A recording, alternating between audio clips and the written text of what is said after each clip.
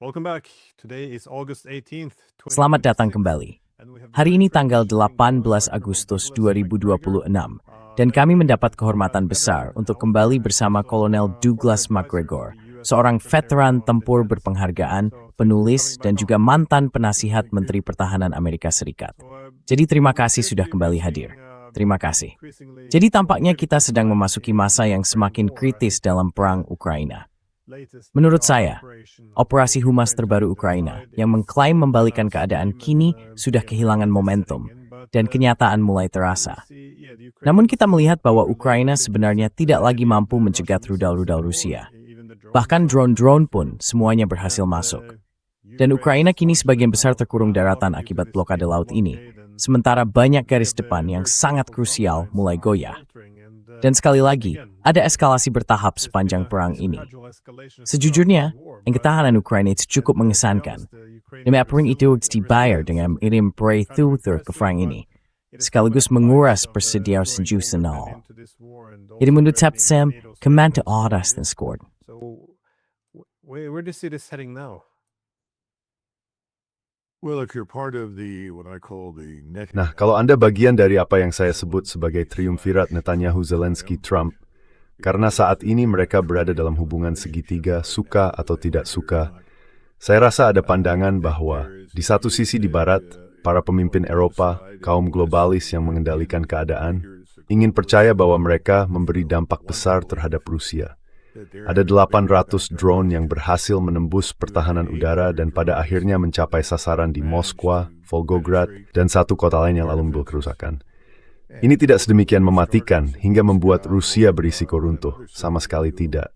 Meskipun Anda akan mengira begitu jika mendengarkan pemberitaannya. Namun, 800 drone ini merupakan hasil teknologi Inggris yang diberikan kepada Ukraina. Drone-drone itu memiliki mesin baru. Mereka bisa terbang lebih jauh, lebih cepat.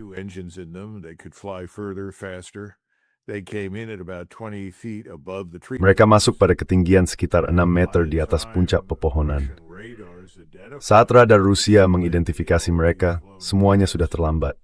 Mereka sudah terbang melintas dan mencapai sebagian besar target mereka tanpa banyak kesulitan.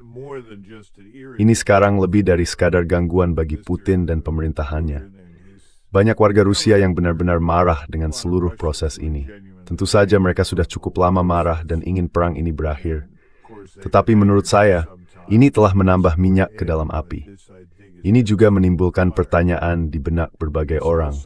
Seberapa banyak lagi Rusia akan menerima omong kosong ini sebelum mereka akhirnya membalas dengan menyerang lokasi-lokasi tempat drone-drone ini diproduksi di tempat-tempat seperti Jerman, Inggris, Prancis, atau negara lainnya. Sebenarnya, saya rasa tidak ada yang berasal dari Prancis. Itu sangat penting saat ini.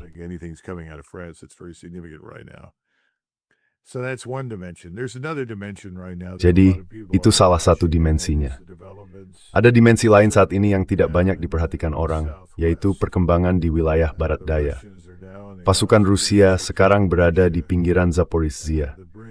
Jembatan di Zaporizhzhia, yang sejak lama dianggap orang sangat penting dan secara struktur sangat kokoh, sedang mengalami kerusakan. Jembatan itu tidak dihancurkan. Namun sejak lama banyak orang Rusia bertanya-tanya mengapa semua jembatan tidak dijatuhkan. Argumennya, kita mungkin ingin menggunakannya saat kembali nanti. Tetapi, argumen itu tidak bertahan jika dicermati lebih dekat, mengingat betapa lama semua ini berlangsung. Namun terus terang, kalau ada satu hal yang bisa dilakukan Rusia dengan baik, itu adalah membangun jembatan melintasi sungai. Jadi kalau jembatan ini nantinya tidak bisa digunakan, saya rasa itu tidak banyak berpengaruh.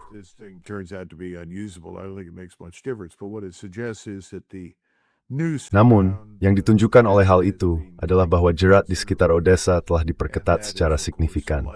Dan tentu saja, itu adalah jalur kehidupan bagi Ukraina, yang memang sudah berada di alat bantu hidup.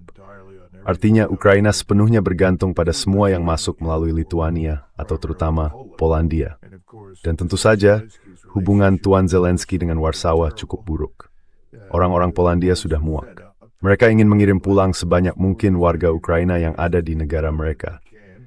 Pada saat yang sama, mereka sangat tersinggung oleh pernyataan dan perilaku Zelensky. Ini bukan hal yang baik bagi rakyat Ukraina. Saya pikir populasi Ukraina setidaknya tinggal 50% dari jumlahnya pada awal perang dan terus menurun. Saya diberitahu bahwa ada sebanyak 10 juta orang yang disebut pensiunan lanjut usia. So-called old age pensioners. That's not a good sign. And as you pointed out Itu earlier, bukan pertanda right, baik. in the uniform and Dan seperti yang Anda tunjukkan sebelumnya, menyeret mereka ke dalam seragam dan mengirim mereka ke timur untuk duduk di parit adalah buang-buang waktu.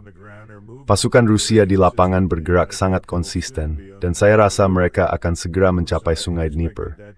Tentu saja, saya memperkirakan itu terjadi jauh lebih awal, begitu juga kebanyakan orang.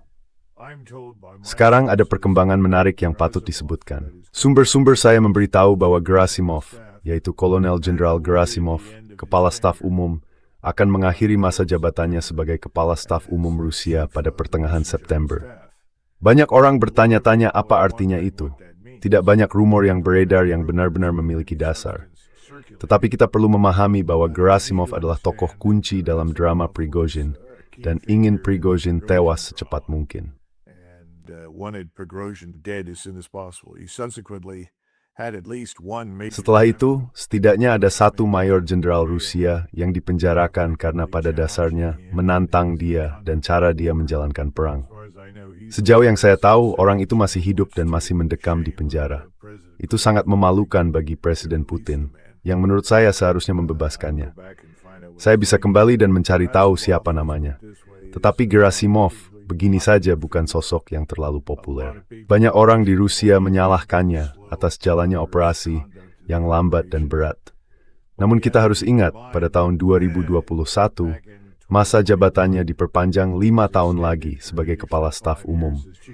Dan dia masih berada di sana. Artinya apapun yang telah dilakukan itu selaras dengan pandangan Putin. Jadi pertanyaannya, apa yang terjadi sekarang?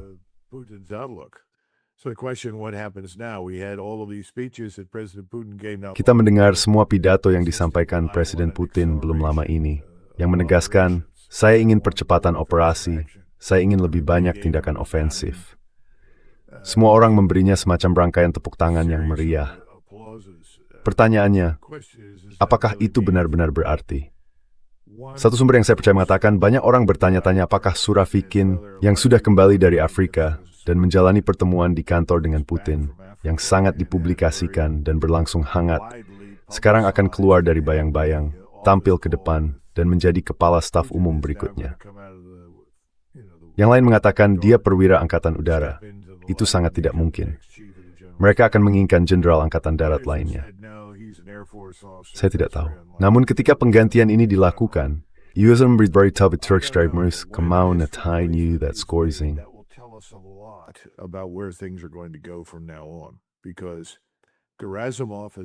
Karena Gerasimov selalu dikaitkan dengan semacam sisa-sisa gaya Soviet, yaitu cara menjalankan urusan yang lambat, penuh pertimbangan, dan metodis.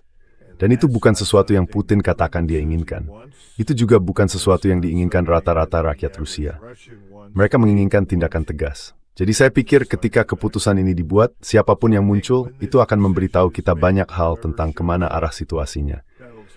Tetapi jelas, Rusia sekarang sudah berada pada posisi dengan semua pasukan, semua peralatan, dan semua kemampuan yang mereka butuhkan untuk meraih keberhasilan besar. Dan akhirnya, ketakutan bahwa negara-negara Eropa akan memasuki perang, menurut saya belum hilang.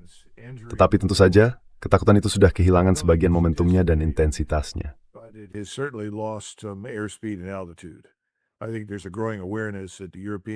Saya rasa, semakin tumbuh kesadaran bahwa negara-negara Eropa tidak mampu mengerahkan banyak kekuatan dan memberi kontribusi besar dalam pertempuran. Salah satu sumber saya mengatakan kepada saya bahwa mereka lebih khawatirkan penggunaan pesawat yang dimodernisasi, yang berpotensi digunakan di atas Ukraina melawan pasukan Rusia. Mereka juga mengkhawatirkan pasukan darat apapun yang mungkin dikerahkan. Dan saya rasa cukup jelas bahwa jika kita saja kesulitan menjalankan satu kampanye di Timur Tengah melawan Iran, sementara persediaan amunisi dan berbagai kemampuan yang ingin kita miliki sudah menipis. Angkatan Laut, kita juga sudah terlalu terbebani karena ukurannya jauh lebih kecil daripada di masa lalu. It's very unlikely that if something were to happen, Sangat kecil kemungkinannya jika sesuatu terjadi di Ukraina hingga menyebabkan negara itu akhirnya runtuh dan pasukan Rusia menyeberangi sungai Upper, kita akan melakukan apapun. Artinya, Eropa akan dibiarkan sendiri. Dan pertanyaan sebenarnya adalah, apakah negara-negara Eropa akan melakukan sesuatu lebih dari sekadar apa yang selama ini mereka bicarakan? Saya rasa tidak, dan saya rasa tidak, karena saya rasa Polandia tidak akan mendukungnya. Rakyat Polandia tidak menginginkannya.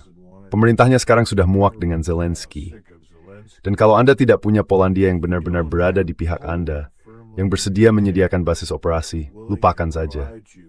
Banyak orang tidak menyadari bahwa pada tahun 1991, ketika mereka memberlakukan darurat militer di Polandia pada bulan Desember dan menempatkan Jaruzelski sebagai pemimpin. in Poland December, and they put Jaruzelski in charge. I'm talking about Moscow. That within a Saya sedang bicara tentang Moskwa. Dalam beberapa minggu ada rapat Politbiro yang melibatkan Brezhnev, rekan-rekannya, dan Kulikov, yang sebenarnya adalah komandan teater barat, komandan Soviet. Mereka menyebutnya komandan Pakta Warsawa, tapi itu selalu lelukon, tidak pernah ada gedung untuk Pakta Warsawa. Pakta Warsawa itu cuma kedok. Itu adalah angkatan bersenjata Soviet. Lalu ada pasukan non-Soviet di dalam angkatan bersenjata Soviet. Jadi Kulikov memimpin semuanya. Dan saat itu dia menyampaikan pidato yang sangat belak-belakan. Dia berkata, setiap operasi ofensif oleh pasukan kita terhadap Barat kini mustahil. Ya, dan semua orang seperti tersentak lalu menatap. impossible. And everybody sort of sat up and looked. Why? Well, very simple. Poland is in disarray. Mengapa? Sederhana sekali. Polandia sedang kacau. Polandia bukan basis dukungan yang dapat diandalkan. Kita harus memperhitungkan kemungkinan yang sangat besar bahwa jika kita melancarkan ofensif, pihak Polandia akan menghambatnya, menghalanginya, mengacaukannya. Jadi sampai kita benar-benar yakin bahwa Polandia akan sepenuhnya berada di pihak kita dan ketertiban benar-benar dipulihkan, kita harus melupakan segala gagasan tentang operasi ofensif. Saat itu tentu saja, itu intelijen yang sangat sensitif. Tetapi itu benar. Dan yang benar-benar lucu, kita terus membicarakan, sampai benar-benar di titik akhir ketika negara Soviet runtuh, tentang operasi ofensif Soviet yang katanya sudah di ambang pintu. About this imminent Soviet offensive operation. And there was no chance whatsoever for that to happen after 80. Dan sama sekali tidak ada kemungkinan itu terjadi setelah tahun 81. Poland is once again playing a very Jadi Polandia sekali lagi memainkan peran yang sangat penting dan kita tidak boleh mengabaikannya. Jadi apapun yang dikatakan pemerintah Jerman, pemerintah Inggris, pemerintah Prancis atau siapapun itu tidak masuk akal. Lupakan saja, coret saja, itu tidak akan terjadi. Saya rasa hal itu mulai dipahami di tingkat-tingkat tinggi Rusia. Jadi kita harus melihat siapa yang akan muncul sebagai kepala staf umum berikutnya. Namun, saya kira September akan menjadi bulan yang sangat penting. Sekarang, yang belum kita tahu adalah seberapa banyak hujan yang akan turun, seberapa berlumpur, dan menyedihkan situasinya nanti. Kita harus menunggu dan melihat. Tetapi selama tanahnya cukup kering, seperti saat ini, mereka bisa melakukan banyak hal pada bulan September. they could do a lot in September. Well, if the Russians Pertama-tama, mereka ingin melakukan semacam pembalasan terhadap negara-negara Eropa karena keterlibatan langsung mereka dalam perang ini makin besar. Dan seperti yang Anda katakan, mereka juga meragukan apakah mereka benar-benar menginginkan perang langsung dengan Rusia. Menurut Anda, bagaimana ini akan memengaruhi strategi Rusia di garis depan? Karena sekali lagi, Surovikin, yang mereka sebut Jenderal Armageddon, jelas mendukung pendekatan yang jauh lebih agresif. Namun, tampaknya juga ada konsensus yang makin berkembang bahwa perang gesekan yang lambat, seperti yang dijalankan mantan presiden itu, harus diubah.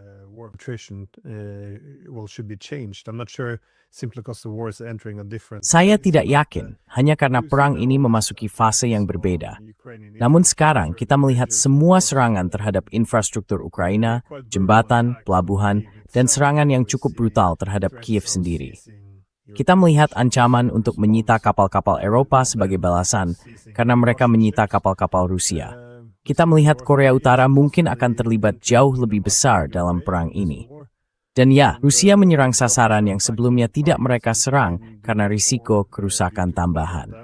Pada dasarnya, saya kira sekarang semuanya menjadi jauh lebih tanpa belas kasihan. Menurut Anda, mungkinkah ada pergeseran strategis di mana Rusia mungkin sedang mengincar pukulan penentu menjelang akhir karena mereka melihat lawannya melemah? Well, I'm told there are now at least 20,000 North Baik, Korean troops. saya diberitahu bahwa sekarang ada setidaknya 20.000 tentara Korea Utara di medan operasi, dan mungkin jumlahnya lebih banyak.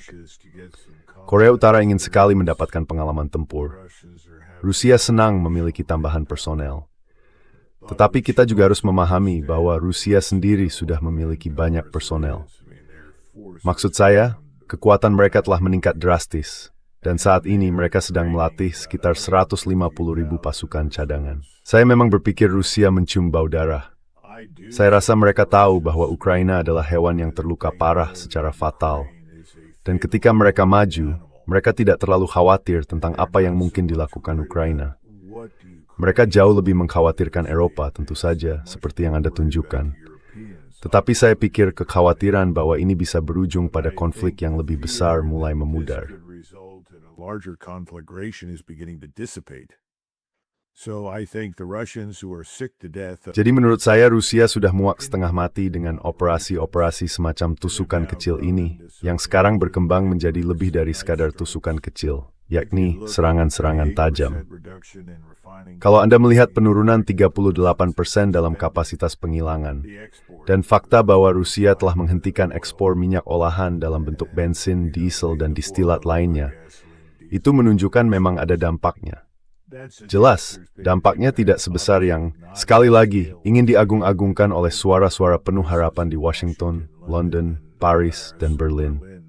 Secara pribadi, saya rasa semua orang tahu bahwa hanya tinggal menunggu waktu sampai Ukraina mati sebagai negara bangsa. Ukraina sudah menjadi zombie. Jadi pertanyaannya, apa yang akan mereka lakukan selanjutnya?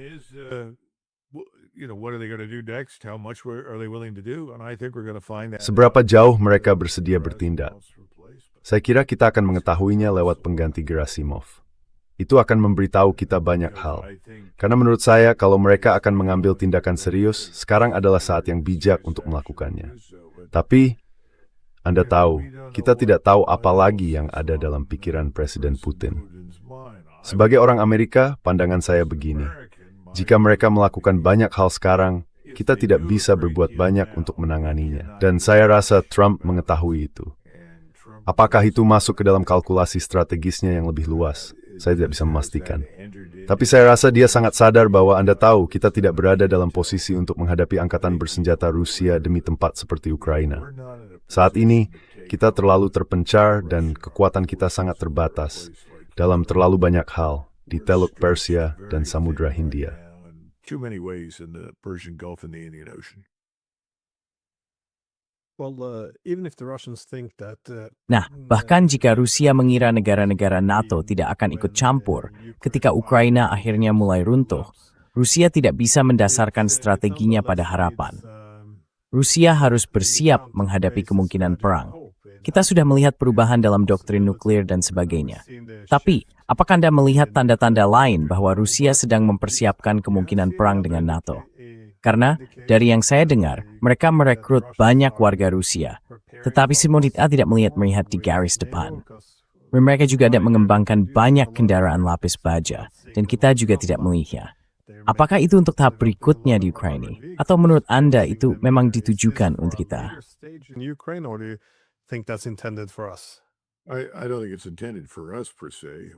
Saya rasa itu tidak dimaksudkan khusus untuk kita. Ketika mengatakan kita, maksudnya NATO, saya kira. Tetapi mereka akan siap menghadapi NATO jika NATO memutuskan untuk campur tangan. Mereka selalu menahan pasukan cadangan, pasukan dalam jumlah besar yang diperlengkapi dengan baik.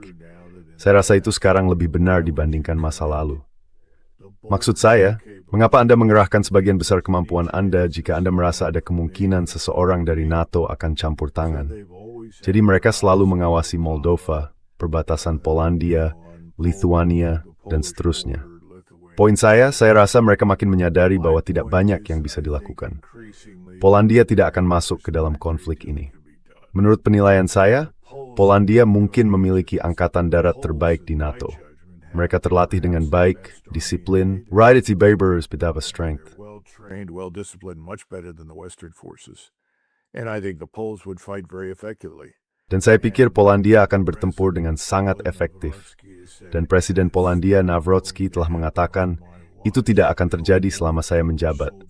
Tidak ada lagi tentara Polandia yang akan masuk ke Ukraina. Setidaknya ada 8.000 sampai 10.000 tentara Polandia yang tewas dan kini dimakamkan di pemakaman-pemakaman di Polandia. Jadi menurut saya, sudah sangat jelas bahwa itu tidak akan terjadi. Dan sekali lagi, kalau Anda tidak bersama Polandia, lupakan saja. Maksud saya, itu seperti mengatakan, kita akan melakukan invasi di suatu tempat bernama Normandia, tetapi Inggris tidak tersedia. Itu benar-benar sepenting itu.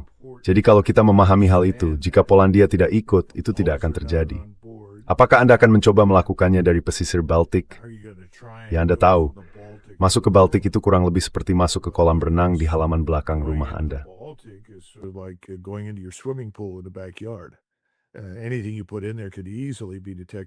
Apapun yang Anda tempatkan di sana bisa dengan mudah terdeteksi dan ditenggelamkan. Jadi, saya tidak melihat itu akan terjadi. Saya rasa Rusia juga tidak melihat itu akan terjadi. Dan ketika mereka semakin yakin akan hal ini, kemungkinan operasi yang jauh lebih menentukan menjadi tak terelakkan. Ada juga pasukan di pinggiran yang masuk dan keluar Kharkov dalam jumlah kecil. Tetapi Kharkov adalah salah satu tempat yang bisa menunggu. Odessa jauh lebih penting. Nah, kabar baik bagi mereka adalah bahwa Odessa sudah dikeluarkan dari gambaran, dari sudut pandang keberlanjutan logistik.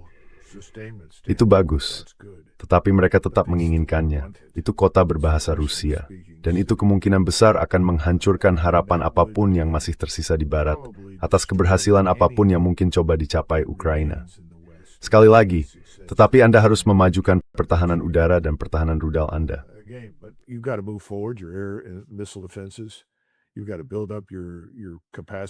Anda harus membangun kapasitas logistik agar bisa bertahan dalam jarak jauh. Ada banyak hal yang harus dilakukan. Saya rasa banyak di antaranya sedang berjalan. Tapi kalau melihat kita, misalnya, kita sama sekali tidak meluangkan waktu untuk memikirkan dengan cermat. Di Timur Tengah, di Teluk Persia, hambatan-hambatan seperti apa yang akan kita hadapi, baik secara logistik maupun operasional. Akibatnya seluruh hal ini memalukan. Maksud saya tidak tahu bagaimana lagi mengatakannya. Perang ini telah menjadi aib besar bagi kita. Itu salah satu alasan Donald Trump kesana kemari melontarkan begitu banyak pernyataan yang keterlaluan, sebagai kompensasi atas kemunduran atau kekalahan strategis yang jelas dan tidak ambigu.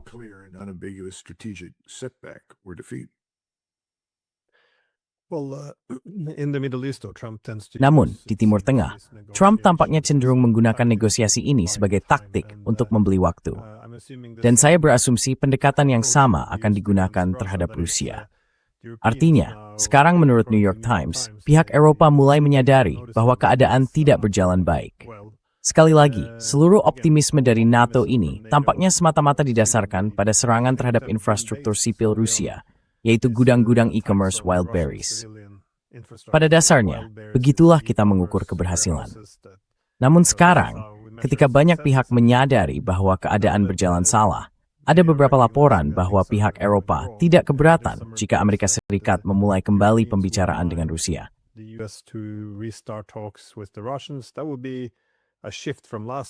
Itu akan menjadi perubahan dari tahun lalu, karena saat itu mereka cukup tidak senang dengan pembicaraan apapun. Tapi tentu saja, orang-orang Eropa tidak menginginkan perang ini benar-benar berakhir.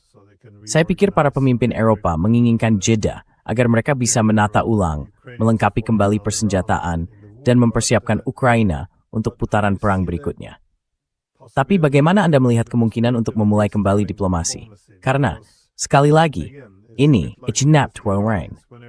Emas tinap sunuwain sangat buruk, yutitsang itu nubugmutan pihit lang, dan berupaya buatkan pitsitan. Entah sungguh fugu, atau faham tak beli waktu. Either genuinely or, to buy time. Kalau Anda seorang Rusia saat ini, berada di jajaran atas, dan bekerja untuk Menteri Luar Negeri Lavrov, Presiden Putin, atau Menteri Pertahanan saat ini, nasihat yang saya kira akan mereka terima adalah, dengar, atur saja, biarkan mereka berbicara. Tapi jangan perhatikan itu, dan lanjutkan perang ini dengan sekeras-kerasnya. Ini adalah bukti kelemahan yang telah kita identifikasi. Sekarang waktunya memanfaatkannya dan menghantam mereka keras. Itulah yang, menurut saya, disampaikan banyak orang Rusia di tingkat yang sangat tinggi kepada para pemimpin mereka. Kita bisa berbicara, dan berbicara selama mereka mau. Kita tahu mereka tidak tulus. Sama sekali tidak ada alasan bagi kita untuk mempercayai apapun yang keluar dari mulut siapapun yang saat ini berkuasa. Dan oh ya, kami orang Rusia sudah sabar menunggu pemerintahan ini jatuh. Dan jelas, pemerintahan di Berlin jauh lebih dekat dari itu daripada yang sebelumnya. Much closer to that than it has ever been before. That's very obvious.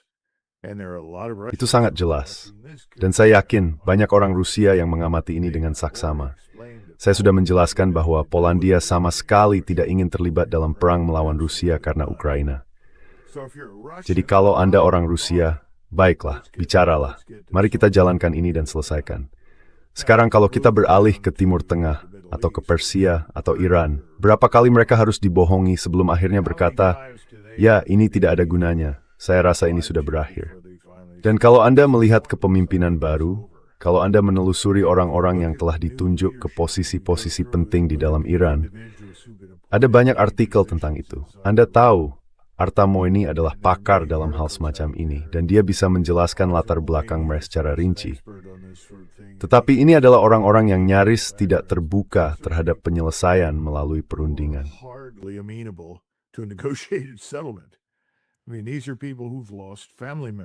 Maksud saya, ini adalah orang-orang yang kehilangan anggota keluarga sejak jauh di masa perang Iran-Irak.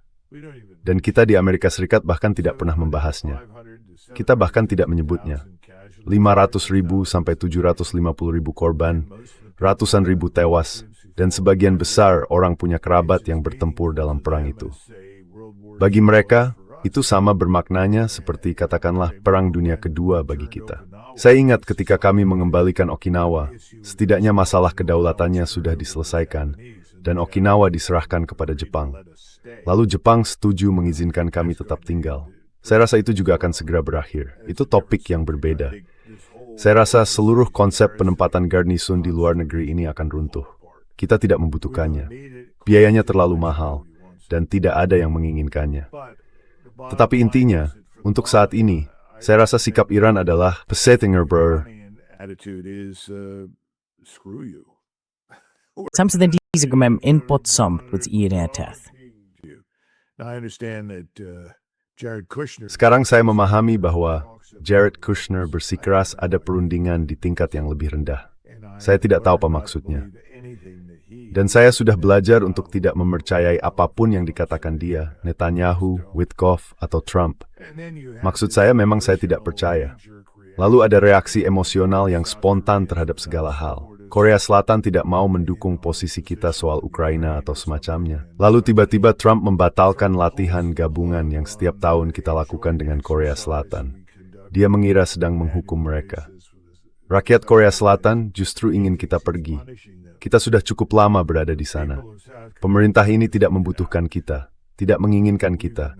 Tidak ada ancaman langsung dari Korea Utara, karena Tiongkok tidak akan menoleransinya. Mereka tidak akan mengizinkan perang di semenanjung Korea.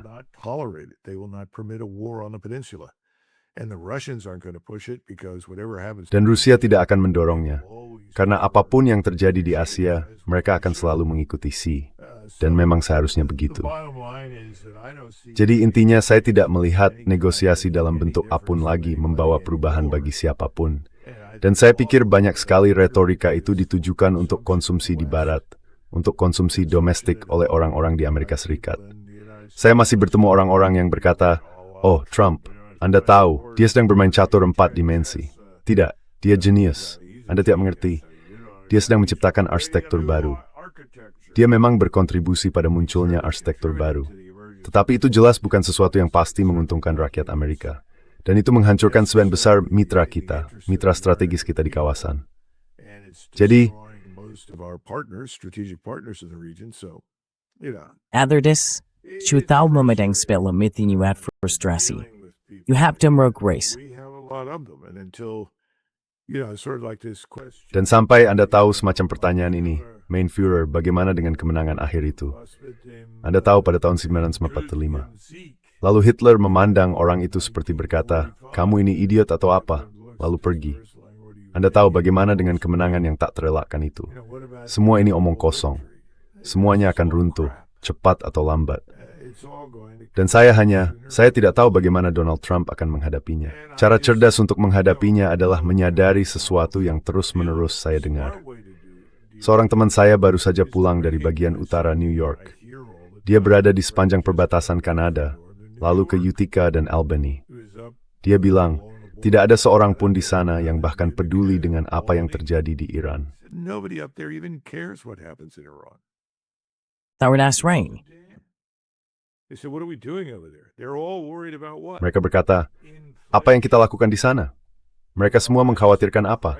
Inflasi, kenaikan harga untuk segala hal. Dan itu prospek yang cukup suram.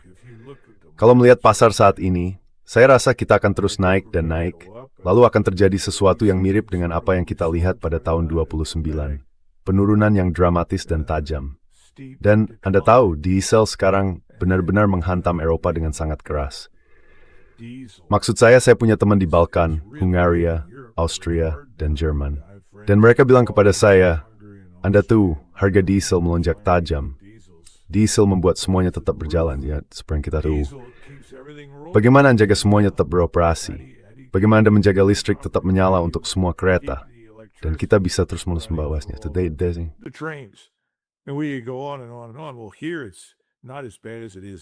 Ya, di sini memang tidak seburuk di sana, tapi arahnya ke sana. Dan saya tidak melihat bagaimana kita bisa mengatasinya.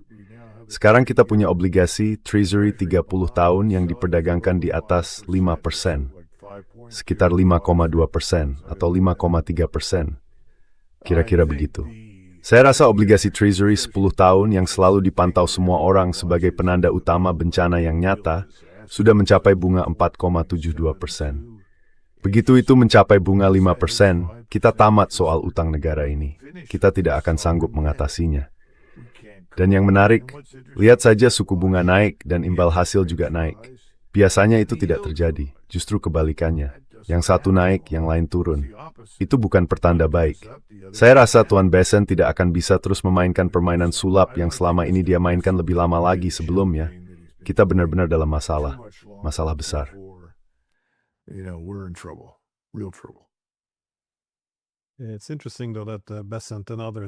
Namun menarik, Besen dan yang lainnya terus membahas semua perang ini. Besen sendiri cukup gamblang. Dia mengatakan bahwa semua perang ini kurang lebih punya fungsi ekonomi di baliknya. Artinya, Venezuela akan berdagang menggunakan dolar.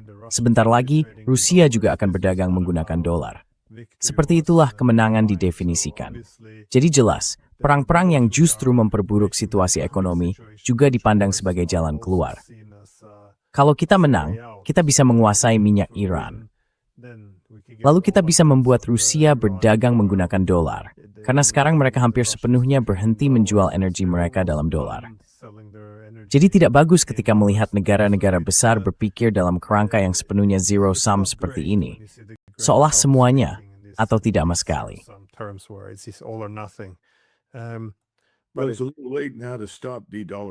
Tapi sekarang sudah agak terlambat untuk menghentikan de-dolarisasi, bukan begitu? Ya, saya tidak melihat bagaimana itu bisa dihentikan. Saya tidak melihat bagaimana dolar minyak bisa diselamatkan dari kepunahan. Maksud saya, apa yang akan terjadi di kawasan itu jika Iran benar-benar melakukan apa yang mereka katakan? Mereka sudah sangat jelas. Jika mereka kembali berkonflik dengan kita, mereka akan menghancurkan seluruh infrastruktur minyak dan instalasi desalinasi di sisi barat Teluk Persia. Sudah. Selesai. Arab Saudi tidak akan mampu menahannya. Kita tidak tahu apa yang akan dilakukan Houthi.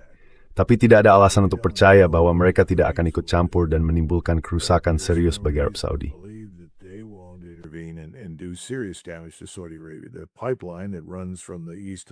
Jalur pipa yang membentang dari timur ke barat melintasi negara itu sangat mudah terganggu. Jadi Anda tahu, saya tidak melihat ada kabar baik. Saya tidak tahu kenapa orang seperti itu. Ya, saya tahu kenapa orang-orang mengatakan hal-hal seperti itu di Washington. Tetapi mereka akan mendapat kejutan yang pahit. Dunia sudah muak dengan kita. Mereka tidak tertarik lagi untuk bermain dengan kita. Mereka ingin campur tangan kita, tindakan intimidasi kita, Anda tahu, dominasi finansial kita diakhiri. Sekarang, Iran mengatakan mereka harus mendapatkan semua uang mereka. Rusia juga masih ingin mendapatkan uang mereka. Anda tidak bisa mencuri dari orang-orang lalu berharap mereka mau bekerja sama dengan Anda. Tetapi ada semacam khayalan, Anda tahu, bahwa kita tidak bisa disentuh. Padahal kita bisa disentuh. Untouchable, and we're not untouchable. Well, certainly Iran and Yemen are Iran dan Yaman jelas menyampaikan hal ini, bahwa mereka kurang lebih sedang mengambil sikap ofensif. Kita bisa melihatnya dari retorika mereka, dari tindakan mereka. Dan banyak dari itu tercermin dalam apa yang Anda katakan.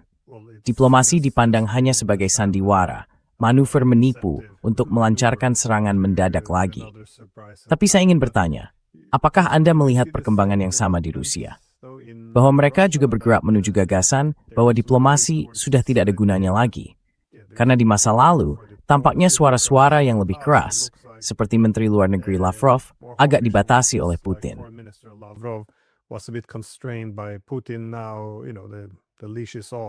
Sekarang, Anda tahu, talinya sudah dilepas. Dia menjadi makin kritis terhadap Amerika Serikat. Dan Rusia, dari yang saya dengar, seharusnya menghindari kritik terhadap Amerika Serikat. Itulah yang diperintahkan kepada mereka. Tampaknya itu sudah tidak berlaku lagi. Dan lagi, ketika Putin membuat komentar seperti, kami akan mulai membalas dan menahan kapal-kapal Eropa, lalu kunjungannya ke Kepulauan Kuril Selatan itu, kalau memakai bahasa Anda tadi, adalah persetan besar kepada Jepang. Karena Jepang juga ikut terlibat dalam perang di Ukraina ini. Jadi apakah Anda melihat Rusia juga mulai mengambil sikap ofensif di sini? Bahwa mereka sudah muak? I think the answer is yes. Saya pikir jawabannya ya. Anda tahu, Lavrov adalah sosok yang menarik. Saya pernah berkesempatan bertemu dengannya. Dia mungkin lebih memahami Amerika Serikat dan rakyatnya daripada siapapun di pemerintahan Rusia. Dan dia sudah muak. Tidak ada keraguan soal itu.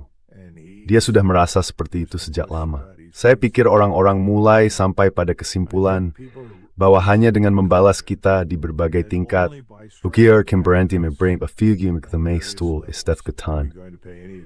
dan saya pikir itu benar. And I think that's true, unfortunately. And if you look at our position militarily in the Dan kalau Anda melihat posisi militer kita di Teluk Persia saat ini, masalah-masalah yang dilaporkan dari armada, Anda tahu USS Abraham Lincoln ini, dan saya tidak tahu seberapa banyak yang benar atau tidak. Tapi saya tahu rasanya seperti neraka di bumi kalau Anda terjebak praktis di laut selama 300 hari. Maksud saya tidak bisa membayangkan ada yang lebih buruk dari itu. Saya mendengar orang-orang dari matra lain berkata, memangnya kenapa mereka mengeluh? Is perbedaan besar dan berapa makmum is break semut Afghanistan Yusupol selamat di lagi. Is a saf the deep masses the tiba depositor kesehatan mentarim de bajis suikan enteri. deal with it. Your mental health can adjust. But if you're out there day after day, Tetapi kalau Anda berada di sana hari demi hari, bulan demi bulan, satu-satunya hal yang memecah kejenuhan adalah pesawat yang secara berkala lepas landas dan mengirimkan amunisi ke suatu tempat. Selain itu, Anda terjebak di sana. Saya rasa orang-orang sudah lelah dengan keadaan ini. Kekuatan kita tidak sebesar dulu, dan kita juga tahu bahwa Angkatan Laut AS dalam kebanyakan kasus berada beberapa ratus mil di sebelah selatan. Dengan kata lain, 150, 200, 300 mil, tergantung mereka berada di mana untuk menghindari kemampuan rudal Iran, belum lagi sistem nirawak. Jadi tidak masuk akal jika orang-orang di laut muak dan merasa jijik dengan situasi ini. Saya yakin banyak orang berkata, apa yang kita lakukan? Lalu seseorang berkata, kita di sini untuk menjalankan blokade. Oke. here to run a blockade. Okay. Now what? How long do you do this? Do we have enough ships? Lalu bagaimana? Berapa lama kita melakukan ini? Apakah kita punya cukup kapal? Jawabannya biasanya tidak. Untuk blokade yang berlangsung selama dan sedalam yang sedang kita coba pertahankan, dibutuhkan setidaknya 100 kapal. Saya rasa saya pernah membahas di episode sebelumnya, lebih dari 200 kapal yang terlibat dalam blokade terhadap Kuba pada tahun 1962-63 pada rentang waktu itu. Lalu, kita juga kapal-kapal di Atlantik Utara. Pada dasarnya mereka ada di sana untuk menghadapi Soviet jika mereka mencoba melanggar blokade. Jadi kita tidak punya itu sekarang. Dan fakta, banyak dari kapal-kapal itu sering dipandang sebagai potensi bencana yang tinggal menunggu terjadi.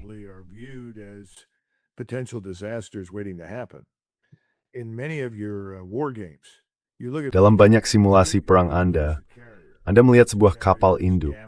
Jika Anda kehilangan kapal induk, dengan kapal induk itu rusak dan tidak bisa beroperasi, itu menjadi pemicu perang dalam skala besar. Menembak jatuh beberapa pesawat adalah satu hal. Menembak, menenggelamkan, atau merusak kapal tempur angkatan laut kecil adalah hal lain. Tetapi, ketika Anda mulai menyerang kapal induk dan menimbulkan kerusakan nyata, pertanyaan yang harus Anda ajukan kepada diri sendiri adalah, apakah kita ingin mempertaruhkan ini? Apakah risikonya sepadan? Sekarang kita punya F-35, pesawat paling mahal dalam sejarah, pesawat yang melahap anggaran Pentagon, begitu kami menyebutnya di Washington. Kalau pesawat itu, berapa banyak yang bisa Anda kehilangan?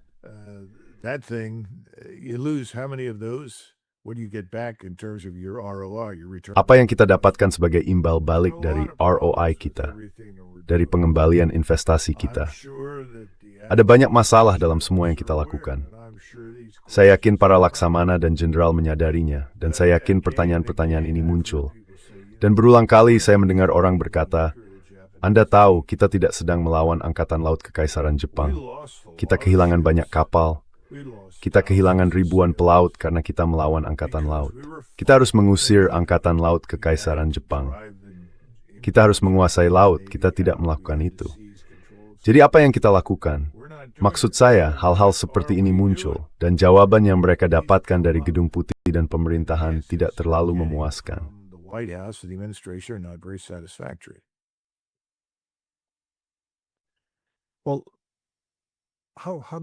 Nah, bagaimana Anda melihat pertanyaan terakhir saya tadi adalah tentang bagaimana semua ini pada akhirnya mungkin berakhir.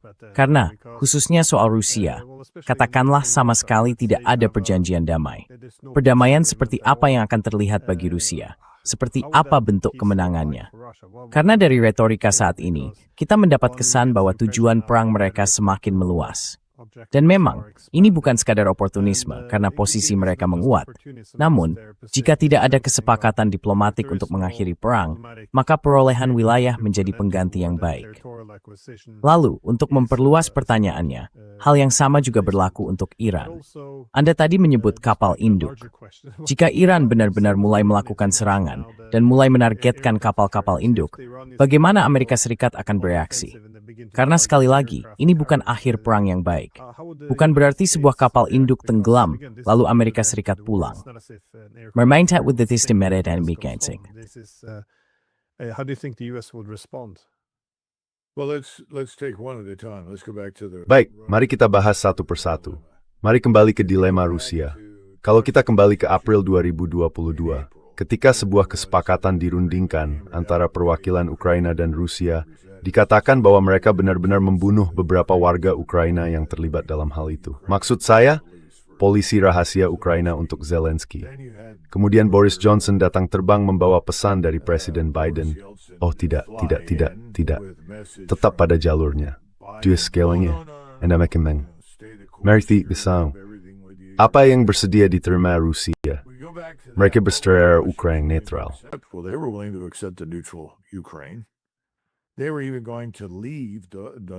Mereka bahkan tadinya akan meninggalkan Donetsk, Luhansk, dan wilayah-wilayah lain yang dihuni orang Rusia tetap berada di tangan Ukraina. Asalkan orang Rusia diperlakukan setara di hadapan hukum dan diperlakukan sebagai manusia. Itu sudah hilang.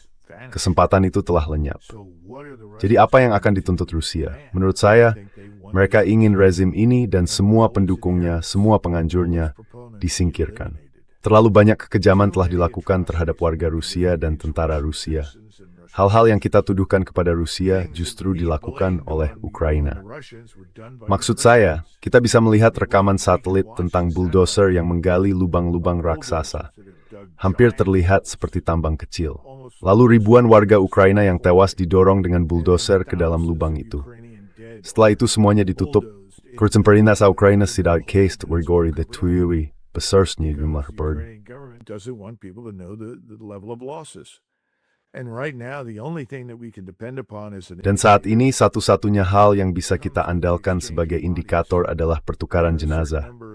Sejumlah tertentu tentara Ukraina yang tewas ditukar dengan sejumlah tertentu warga Rusia.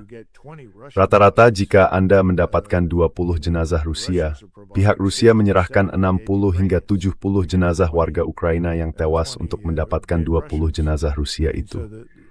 Jadi angka kerugian yang selama ini terus-menerus kita dustakan di Barat sangat besar. Itu melampaui bayangan kita. Terlalu banyak darah yang telah tertumpah dalam perang ini di semua pihak, tetapi khususnya dari sudut pandang Rusia. Kita di Washington telah terlalu sering mengkhianati Rusia, padahal tidak ada alasan untuk melakukannya. Kita tidak punya kepentingan strategis yang vital di Ukraina. We have no vital strategic interest in Ukraine. None. We have never had any. Tidak ada. Kami tidak pernah punya kepentingan apapun. Tentu kami mengharapkan yang terbaik bagi rakyatnya dan bersedia berbisnis dengan mereka.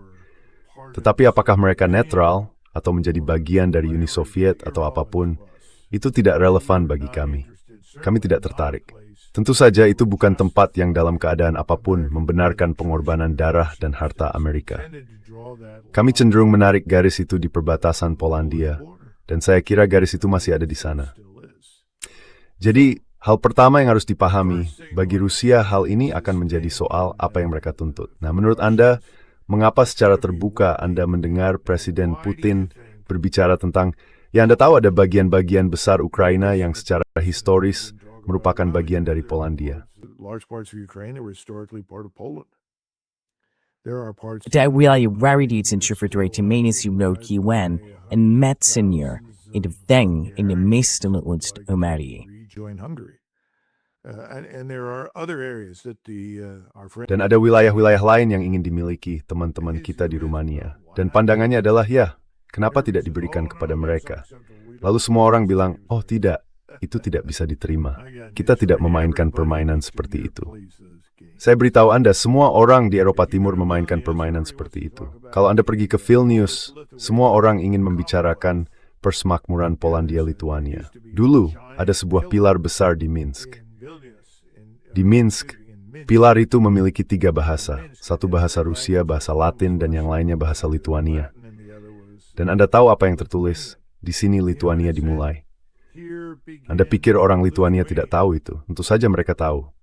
Jadi Putin benar. Namun dia tidak akan menyerahkan sebagian dari wilayah yang sekarang menjadi Belarus.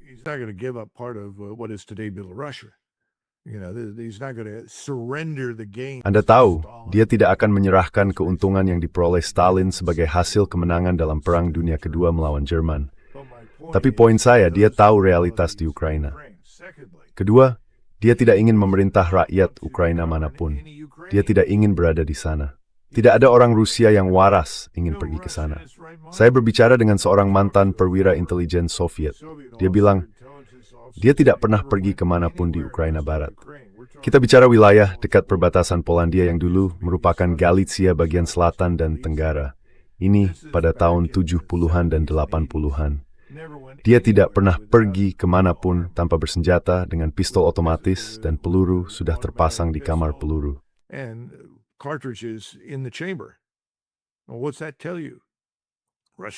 Apa yang itu tunjukkan kepada Anda? Orang Rusia tidak ingin pergi ke sana. Jadi yang diminati Rusia adalah hal yang mereka sebut Novorossiya. Tidak ada keraguan soal itu. Mereka ingin melihat muncul sesuatu yang tidak akan bersikap bermusuhan terhadap Rusia dan tidak akan beroperasi sebagai satelit NATO maupun sebagai basis untuk memproyeksikan kekerasan terhadap Rusia. Bisakah mereka mendapatkannya? Ya, mereka tidak akan mendapatkannya dari kita. Mereka tidak akan mendapatkannya dari orang Eropa. Artinya mereka harus memaksakan itu. Dan mereka harus berpaling kepada negara-negara yang berbatasan dengan Ukraina. Lalu bertanya apakah mereka mau duduk dan berunding dengan mereka.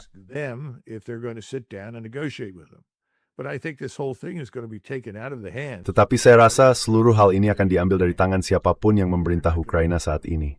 Mengapa mereka harus memperhatikan apapun yang dikatakan Zelensky atau para wakilnya? Tidak ada. Tidak ada sama sekali. Dan saya rasa masalahnya dengan Iran kurang lebih sama. Iran tidak ingin menduduki semuanya. Itu semua omong kosong. Menguasai wilayah justru sangat merepotkan. Anda harus mengelolanya, Anda harus menaungi, melindungi, dan mendukung penduduk yang ada di sana. Rusia tidak ingin melakukan itu. Iran juga tidak ingin melakukan itu. Mereka punya urusan dan masalah mereka sendiri. Jadi kalau kita bicara tentang, misalnya, menyerahkan Kuwait kepada Irak yang merupakan sekutu Iran, itu tidak masalah.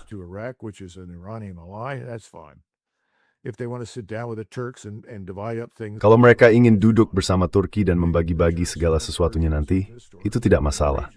Turki dan Persia secara historis menguasai kawasan itu. Tapi mereka ingin kita pergi. Itu prioritas nomor satu mereka. Dan sebagian besar, mereka sudah berhasil melakukannya. Maksud saya, alasan kita punya begitu banyak masalah dengan Angkatan Laut adalah karena kita sangat bergantung pada markas Armada Kelima dan fasilitas-fasilitas di Bahrain.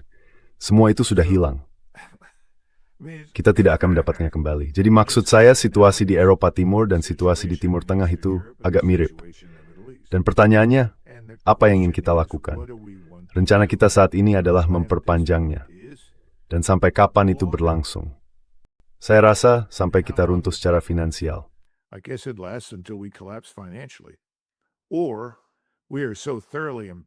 Atau kita dipermalukan secara militer, begitu parah, sampai kita benar-benar tidak bisa melanjutkan. Dan Anda bertanya, apa yang akan dikatakan rata-rata orang Amerika? Rata-rata orang Amerika sekarang akan mengatakan dua hal. Sebenarnya kita ngapain di sana? Itu yang pertama. Pertanyaan itu muncul terus-menerus. Jadi orang-orang yang berpikir, oh, akan terjadi Pearl Harbor, harus ingat bahwa kita bisa membahas lagi betapa besar upaya yang dilakukan FDR bersama Stimson di Departemen Perang untuk memprovokasi Jepang agar menyerang kita. Itu isu lain. Tapi mereka bodoh. Mereka melakukannya.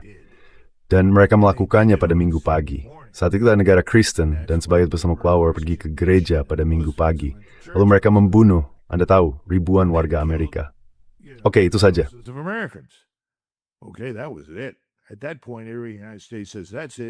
Pada titik itu, setiap orang Amerika berkata, sudah cukup, orang Jepang ini pantas mendapat yang paling buruk.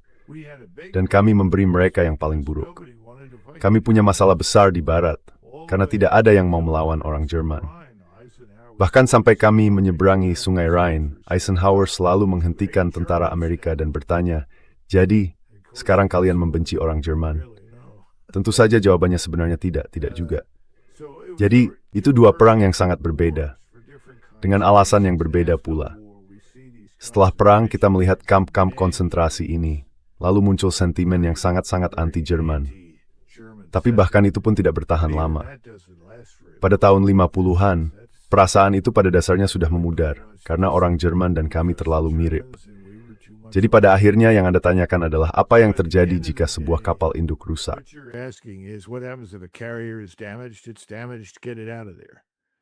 Itu rusak. Keluarkan dari sana.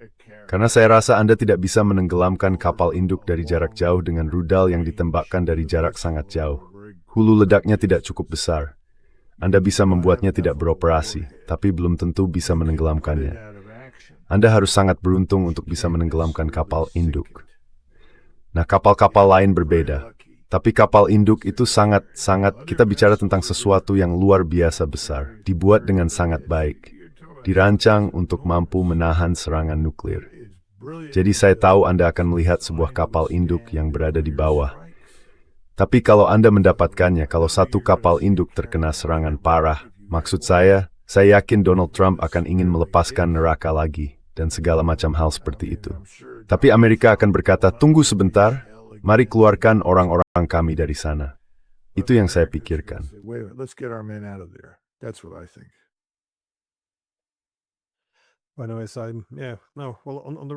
Soal Rusia, saya hanya bertanya-tanya, ini arahnya kemana? Karena baru hari ini saya melihat Lavrov mengatakan bahwa Moskwa kini berhak menafsirkan keterlibatan Inggris dalam serangan terhadap Rusia sebagai Inggris menjadi peserta langsung. Dengan, dalam kata-katanya, semua konsekuensi yang kini menyertainya. Itu bisa saja gertakan. Tetapi begitu kata-kata itu diucapkan, kata-kata itu harus ditindaklanjuti. Setidaknya, patut dicatat bahwa itu tidak digunakan di masa lalu. ZF Anengstevu Tourist dan EU. Evis Kath, en de tough eindeuwen te soif de brain. I'm not so sure where we're heading, but we're going somewhere different at least. Yeah, but right now, whatever the Europeans want to Ya, tapi saat ini, apapun yang ingin dilakukan Eropa sepenuhnya bergantung pada kita. Sama halnya dengan Israel. Kalau kita menarik pasukan kita dan menghentikan operasi, berapa lama Israel bisa bertahan tanpa kita? Itu pun dengan asumsi bahwa kita tidak terus-menerus memasok semua yang mereka butuhkan. Eropa tidak jauh berbeda, khususnya Inggris. Maksud saya, mereka praktis tidak punya angkatan laut. Saya yakin Anda sudah berbicara dengan Commodore Jeremy tentang hal seperti ini. Angkatan darat mereka berantakan. Kekuatannya terbayangkan masa kejayaannya. Corps Mariner Amerika sekali lebih berani kuat dan hebat. Marine Corps is much larger, more robust, and more capable. So, I just have. Jadi, saya benar-benar sangat sulit memahami hal buruk apa yang akan dilakukan Inggris. Saya bahkan tidak yakin mereka bisa meluncurkan rudal nuklir dari kapal selam dengan aman. Maksud saya, mungkin mereka bisa. Tapi, apakah mereka akan melakukannya? Saya rasa mereka tidak segila itu, karena Inggris bisa berubah menjadi tumpukan puing-puing yang mengepul dalam semalam. Hilang. Prancis selalu sangat jelas bahwa penangkal nuklir mereka adalah milik mereka sendiri. Dan saya dulu sering mengajukan pertanyaan itu, kapan Prancis senjata nuklir? Mereka bilang, ketika musuh sudah berada di Rhine. Oke, jadi saya tidak melihat Prancis akan melakukan banyak hal. Siapa lagi yang ada di luar sana? I don't see the French doing very much. Who else is out there? The Germans? The German army is a mess. Jerman, angkatan bersenjata Jerman, berantakan. Mereka hampir tidak melakukan apa-apa. Mereka tertinggal, kalau bukan malah lebih tertinggal daripada kita ketika bicara soal menghadapi medan perang yang baru ini. Jadi, menurut saya ada alasan mengapa Lavrov sekarang lebih vokal, mengapa Rusia lebih agresif. Dan saya hanya ingin memperingatkan orang-orang Eropa bahwa mereka harus menanggapi ini dengan sangat serius, karena saya rasa mereka tidak melakukannya. Dan saya break kita untungnya, di sekitar kepemimpinan tingkat atas, kepemimpinan militer, Greenwich, Jenderal Bintang 4 itu mungkin pengecuali, kan saya tidak tahu. Tetapi hanya menganggap ancaman ini serius. I just don't see people taking the threat seriously. Well, thank you. Terima kasih sudah meluangkan waktu. Detail juga sudah bersedia sedikit belum dijadwalkan juga. Jadi, terima kasih sekali lagi. Baik, Glenn. All right, Glenn, good. Steady story about Baskin. Did it safety?